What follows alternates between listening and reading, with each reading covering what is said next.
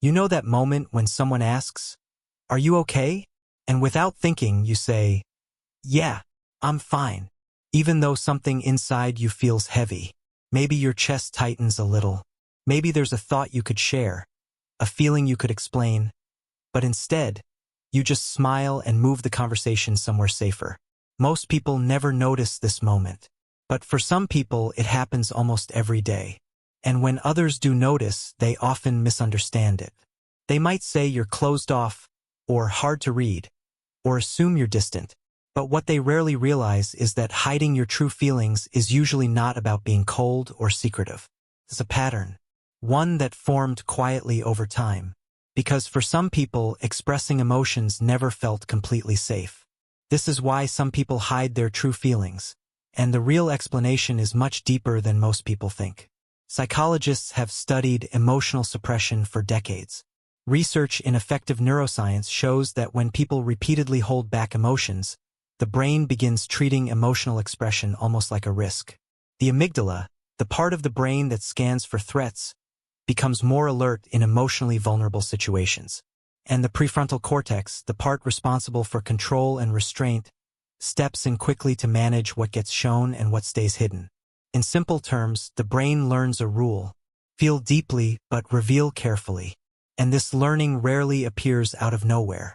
For many people, it starts early. Maybe feelings were dismissed. Maybe vulnerability was met with criticism, silence, or discomfort. Sometimes it wasn't even dramatic. Just subtle moments where sharing emotions didn't really lead to understanding. Over time, the nervous system adapts. Instead of expressing everything openly, it becomes skilled at filtering, choosing which emotions are safe to show, and which ones are better kept inside. It's not a conscious decision most of the time. It's a survival strategy the brain quietly built. And it's important to understand something here. This pattern isn't better or worse than being emotionally open. Different people are wired differently, shaped by different experiences. Some people process feelings outwardly. Others process them privately. Neither way is wrong. But there's an interesting paradox hidden inside this pattern. People who hide their feelings are often the ones who feel things most intensely. They notice emotional shifts in a room. They read subtle cues in people's voices. They think carefully before revealing what's going on inside. From the outside, it can look like distance. But internally, there's often a very active emotional world. Of course, this comes with a quiet trade-off. When you're used to carrying emotions privately, it can sometimes feel like no one fully sees that inner landscape.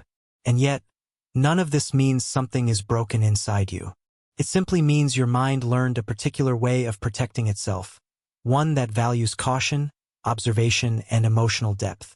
And for many people, that sensitivity becomes a quiet strength, creates empathy, awareness, the ability to understand others without many words. If parts of this felt familiar, it might reveal something interesting about how your mind works beneath the surface.